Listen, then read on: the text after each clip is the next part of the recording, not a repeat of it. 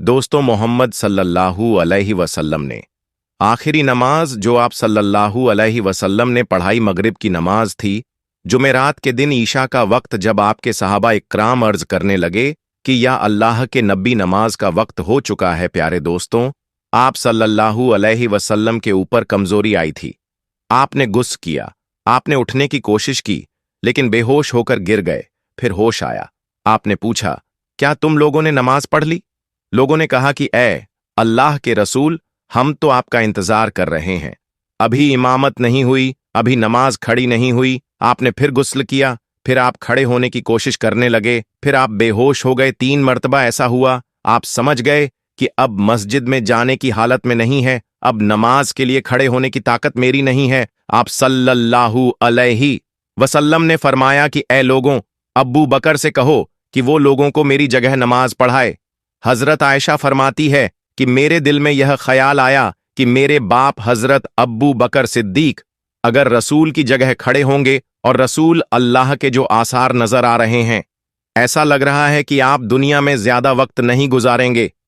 मुझे ऐसा महसूस हुआ कि मेरे वालिद रसूल अल्लाह की जगह मुसल्ले पर खड़े होंगे, तो कल हो सकता है कि मेरे वालिद के बारे में अच्छा महसूस ना किया जाए। तो मैंने मेरे वालिद के लिए माजरत करने की कोशिश की। मैंने कहा कि या रसूल अल्लाह, मेरे वालिद अब्बू बकर सिद्दीक बड़े नरम दिल हैं। अगर मुसल्ले पर खड़े होंगे तो अपने जज्बात पर काबू नहीं कर पाएंगे, वह रोने लगेंगे, वह नमाज नहीं पढ़ा पाएंगे। या रसूल अल्लाह, यह जिम्मेदारी किसी और को दे दीजिए। हजरत आयशा रज़ियल्लाहु ताला अन्हा ने माजरत पेश की अपने वालिद की तरफ से, मगर नबी पाक ने अटल फैसला करते हुए कहा, नहीं, जाओ और अब्बू बकर से कहो कि वह लोगों को नमाज पढ़ाएं। इसीलिए अल्लाह के रसूल सल्लल्लाहु अलैहि वसल्लम की वफात के बाद जब सहाबा इकराम की इस बात पर बहस हुई, इस बात पर डिस्कशन हुआ कि रसूल अल्लाह सल्लल्लाहु अलैहि वसल्लम के बाद खलीफा कौन होगा, रसूल के बाद कौन होगा जो लोगों की इमामत करेगा, तो हजरत उमर रज़ियल्लाहु ताला अन्हु ने फरमाया कि हमारी सबसे अजीब इबादत है नमाज, और नमाज के लिए सबसे अफजल इबादत के लिए रसूल अल्लाह सल्लल्लाहु अलैहि वसल्लम ने जिसको इमाम चुना है, हुजूर सल्लल्लाहु अलैहि वसल्लम ने जिसको दीन का इमाम चुना है, उसे आपने दुनिया का इमाम भी चुना है। हम उसको अपना खलीफा मानते हैं। प्यारे दोस्तों, आज हमारे कुछ भाई यह नारा लगाते हैं कि अल्लाह के रसूल के बाद खलीफा हजरत अली है। बेशक अली का मकाम अपनी जगह पर है, अली का मर्तबा अपनी जगह है, मगर रसूल करीम के खलीफा हजरत अब्बू बकर सिद्दीक का। और यह रसूल ने क्लियर तो नहीं कहा, मगर सिंपल हिंट दे दी, मगर इशारे दे दिया कि अगर मेरे बाद कोई खलीफा होगा तो हजरत अबू बकर सिद्दीक है। प्यारे दोस्तों, एक औरत अल्लाह के रसूल सल्लल्लाहु अलैहि वसल्लम के पास आती है, विरासत का मसला पूछती है। नबी करीम सल्लल्लाहु अलैहि वसल्लम उसको मसले का हल बताते हैं। उसके बाद अल्लाह के रसूल सल्लल्लाहु अलैहि वसल्लम उस औरत से कहते हैं कि ए खातून, आइंदा कभी तुम यहां पर आओ और अगर मुझसे मुलाकात ना हो, मेरा इंतकाल हो जाए, मैं दुनिया से चला जाऊं, तो फिर तुम अब्बू बकर सिद्दीक के पास जाना, तो उससे अपना मसला पूछना, उनके सामने अपना मसला रखना। नबी करीम ने इशारा दे दिया कि मेरे बाद मुसलमानों के लायक अगर कोई है तो अब्बू बकर सिद्दीक है। इसके बाद जुमेरात को ईशा की नमाज हजरत अब्बू बकर सिद्दीक ने पढ़ाई, और उसके बाद अल्लाह के रसूल की जिंदगी में 17 वक्त की नमाज हजरत अब्बू बकर सिद्दीक ने पढ़ाई। एतवार का दिन आया। वफात के एक दिन पहले अल्लाह के रसूल ने अपने गुलामों को आजाद किया। आपके घर में 7 दीनार रखे हुए थे। उस 7 दीनार को आपने खैरात किया। आपके पास जो हथियार था, जो तलवारें वगैरह थीं, वह आपने मुसलमानों को दे दी। उसके बाद आपने अपने नवासों हजरत हसन और हुसैन को बुलाया, अपनी बेटी फातिमा को बुलाया, उनसे प्यार किया, उनसे बातें की और मुसलमानों को वसीयत की, यह मेरी बेटी है, मेरे नवासे हैं, उनके साथ अच्छा सलूक करना, उनको तकलीफ मत देना। पीर का दिन है जिस दिन अल्लाह के रसूल सल्लल्लाहु अलैहि वसल्लम का इंतकाल हुआ। उस दिन फज्र की नमाज हजरत अब्बू बकर सिद्दीक रज़ियल्लाहु ताला अन्हु सहाबा को पढ़ा रहे हैं। बुखारी के अल्फाज है, हजरत अनस इब्ने मालिक कहते हैं कि अल्लाह के नबी ने पीर के दिन फज्र की नमाज हो रही थी। अब्बू बकर लोगों को नमाज पढ़ा रहे थे। अल्लाह के रसूल को थोड़ा आराम महसूस हुआ। आप अपने हुजरे के दरवाजे पर आए, आपने पर्दा हटाया, आपने देखा कि अब्बू बकर लोगों को नमाज पढ़ा रहे हैं, मेरे सहाबा नमाज पढ़ रहे हैं। नबी करीम सल्लल्लाहु अलैहि वसल्लम के चेहरे पर मुस्कुराहट फैल गई। अल्लाह के नबी मुस्कुराने लगे और नबी का चेहरा ऐसा चमक रहा था जैसे कुरान के अल्फाज की तरह नबी का चेहरा चमक रहा था। हजरत अनस कहते हैं कि रसूलुल्लाह दरवाजे पर खड़े हैं, सहाबा नमाज पढ़ रहे हैं, मगर सहाबा ने रसूलुल्लाह सल्लल्लाहु अलैहि वसल्लम की मौजूदगी को महसूस कर लिया। रसूल अल्लाह सल्लल्लाहु अलैहि वसल्लम के दरवाजे पर आने को महसूस कर लिया और हमें यह डर हुआ कि मारे खुशी के कहीं हम नमाज तोड़ ना दें, कहीं हमारी नमाज खराब ना हो जाए। और जैसे ही हजरत अब्बू बकर सिद्दीक को यह महसूस हुआ कि अल्लाह के रसूल दरवाजे पर आ रहे हैं, हजरत अब्बू बकर सिद्दीक फौरन समझ गए और पीछे हटने लगे। अल्लाह के रसूल हाथ से इशारा किया, नमाज को तुम जारी रखो, तुम पीछे मत हटो हजरत। सिद्दीक ने नमाज पढ़ाई और अल्लाह के रसूल ने पर्दा गिरा दिया और वापस अंदर चले गए। हजरत अनस कहते हैं कि यह आखिरी नजर थी जो हमने अल्लाह के रसूल को देखा था। अल्लाह के रसूल का वह आखिरी दीदार था। पीर के दिन चाश्त का वक्त था। अल्लाह के रसूल सल्लल्लाहु अलैहि वसल्लम की तबीयत और ज्यादा खराब हो रही थी और ज्यादा बीमारी और कमजोरी बढ़ रही है। आप सल्लल्लाहु अलैहि वसल्लम हजरत आयशा रजियल्लाहु ताला अन्हा की गोद में सर रखकर लेटे हुए थे। इतने में हजरत अब्दुर्रहमान इब्ने अब्बू बकर आते हैं। वह मिसवाक कर रहे थे। अल्लाह के रसूल ने मिसवाक करते हुए देखा। आपको इतनी कमजोरी थी, बोल नहीं पा रहे थे। आपने इशारा किया हजरत आयशा को, तो हजरत आयशा समझ गई कि अल्लाह के रसूल मिसवाक करना चाहते हैं। हजरत आयशा फरमाती है कि मैंने अब्दुर्रहमान से मिसवाक ली, जो मिसवाक बहुत ज्यादा सख्त थी। मैंने अपने दांतों से मिसवाक को नरम किया और अल्लाह के रसूल सल्लल्लाहु अलैहि वसल्लम ने उस मिसवाक को लेकर मिसवाक किया। हजरत आयशा फरमाती है कि इतना अच्छा किया जैसे आप सेहतमंद रहते हुए करते थे, उतनी ही बेहतरीन तरीके से आपने मिसवाक किया। हजरत आयशा अपनी फजीलत बयान करते हुए यह कहती है कि अल्लाह के रसूल का इंतकाल पीर के दिन हुआ और मेरी बारी वाले दिन हुआ। जिस दिन मेरी बारी थी, अल्लाह के रसूल हफ्ते में पीर के दिन मेरे घर में आते थे। रसूल अल्लाह का जब इंतकाल हुआ वह पीर का दिन था, और जब अल्लाह का इंतकाल हुआ तो रसूल अल्लाह का सर मेरे पेट और हलक के बीच में था। रसूल करीम मेरे गोद में मेरे सीने पर सर रखकर लेटे हुए थे। आखिरी वक्त में मैंने मिसवाक को अपने दांतों से नरम किया था। उसमें मेरा लुआब और रसूल अल्लाह सल्लल्लाहु अलैहि वसल्लम का लुआब मिल गया था। यह अल्लाह के रसूल और हजरत आयशा की मोहब्बत थी। वफात के कुछ वक्त पहले आप सल्लल्लाहु अलैहि वसल्लम की बेटी हजरत फातिमा आपसे मिलने के लिए आई। वालिद की तकलीफ देखा और कहा कि हाय, मेरे अब्बा जान। नबी करीब ने फरमाया कि जरा मेरे करीब आओ, और उनके कान में चुपके से कोई बात कही तो हजरत फातिमा रोने लगी। फिर अल्लाह के रसूल ने फिर उनसे कहा कि मेरे थोड़ा और करीब आओ। फिर आपने कौन सी ऐसी बात कही कि हजरत फातिमा खुश हो गई। हजरत आयशा कहती हैं कि मैंने हजरत फातिमा से पूछा कि अल्लाह के रसूल ने कौन सी बात आपसे कही है कि एक मर्तबा कुछ कहा तो आप रोने लगीं और दूसरी मर्तबा कुछ कहा तो आप खुश हो गई। तो हजरत फातिमा ने फरमाया कि अम्मी जान, यह मेरे और रसूल अल्लाह के दरमियान का राज है, मैं कुछ नहीं बता सकती। अल्लाह के रसूल का इंतकाल हो गया। आपकी वफात के बाद अम्मा आयशा ने हजरत फातिमा से पूछा कि बेटी अब बताओ, अब तो अल्लाह के रसूल दुनिया से चले गए, वह कौन सी बात थी, वह कौन सी राज की बात थी जो नबी करीम ने तुम्हारे कान में कही थी और तुम रोने लगे थे, और फिर दोबारा कहा तो तुम हंसने लगी थी। तो हजरत फातिमा ने कहा, अम्मी जान, पहली मर्तबा रसूल अल्लाह सल्लल्लाहु अलैहि वसल्लम ने मेरे कान में कहा था, ऐ मेरी बेटी, मेरे वफात का वक्त करीब आ चुका है, अब मैं तुमसे रुखसत होने वाला हूं, अब मैं तुमसे जुदा होने वाला हूं। यह सुनकर मैं रोने लगी।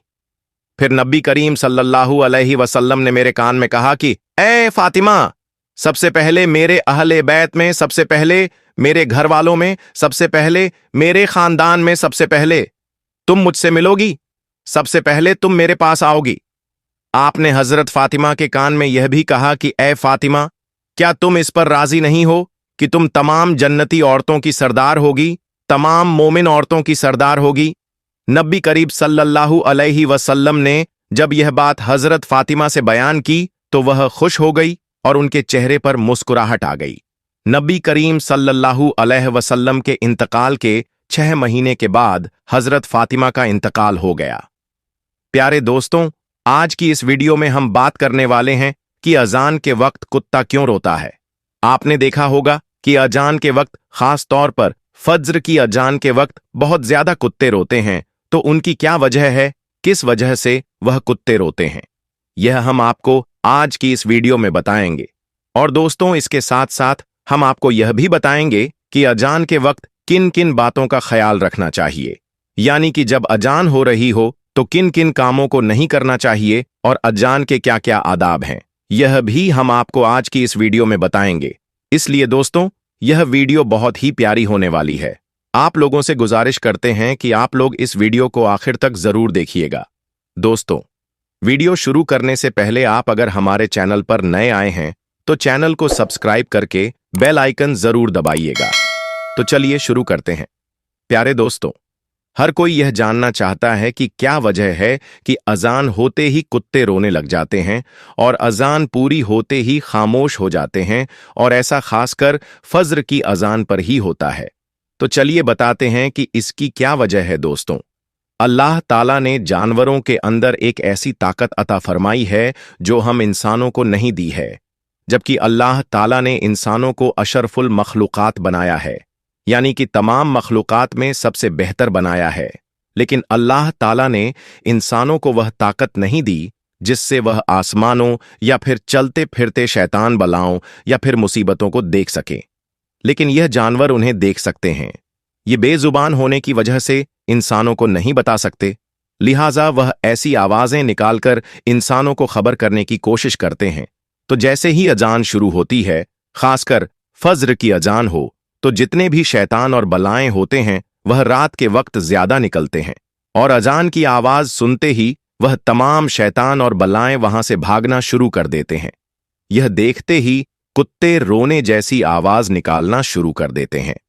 कुत्ता जब किसी इलाके में बहुत ज्यादा रोता है और अगर कुछ ही दिनों में उस इलाके में किसी का इंतकाल हो जाता है, तो इसलिए लोग उसे मनहूस समझकर भगा देते हैं। वह बेजुबान मनहूस नहीं होता, बल्कि उसे यह इल्म होता है कि इस इलाके में कोई मुसीबत आने वाली है और वह इंसान को आगाह करने की कोशिश करता है। तो आप समझ गए होंगे कि अजान होते ही कुत्ता क्यों रोता है। यह तो आप जानते ही हैं कि रात के वक्त शैतान और बलाएं निकलते हैं, और सुबह के वक्त जब फज्र की अजान होती है तो वह शैतान और बलाएं भागना शुरू कर देते हैं, जिनको देखकर कुत्ते रोने जैसी आवाज निकालना शुरू कर देते हैं ताकि इंसान आगाह हो जाए। दोस्तों, अब हम आपको बताते हैं कि अजान के वक्त किन किन बातों का ध्यान रखना चाहिए। नंबर 1, अजान के वक्त बातचीत ना करें। नंबर 2, अजान हो रही हो तो सलाम भी नहीं करना चाहिए। नंबर 3, अजान के वक्त कोई सलाम करे तो जवाब भी नहीं देना चाहिए। और नंबर 4, अगर कुरान की तिलावत भी कर रहे हो तो भी अजान के वक्त खामोश हो जाएं। नंबर 5, अजान का अदब न करने वालों पर अल्लाह का सख्त अजाब होगा। नंबर 6, अजान को गौर से सुने और हर कलीमात को दोहराए। नंबर 7, अगर रास्ते में अजान शुरू हो जाए तो ठहर जाए। नंबर 8, अजान के वक्त अजान पर गौर न करने वालों पर अल्लाह का अजाब होगा। नंबर 9, अजान के वक्त किसी भी तरह का कोई संगीत नहीं सुनना चाहिए। नंबर 10, अजान के वक्त औरतों को सिर ढककर रखना चाहिए। नंबर 11, अजान के वक्त कभी पैर पसार कर नहीं सोना चाहिए। नंबर 12, जो शख्स अजान के वक्त बातों में मशगूल रहता है तो उसका खात्मा बुरा होने का खौफ है। नंबर 13, अजान जब भी सुने अजान का जवाब दें। कहने वाला जैसा कहे सुनने वाला भी वैसा ही कहे। नंबर 14, खुतबे की अजान का जवाब जुबान से देना है, मुक्तदियों के लिए जायज नहीं है। और नंबर 15, पेशाब या पैखाना करने वाले अजान का जवाब ना दें।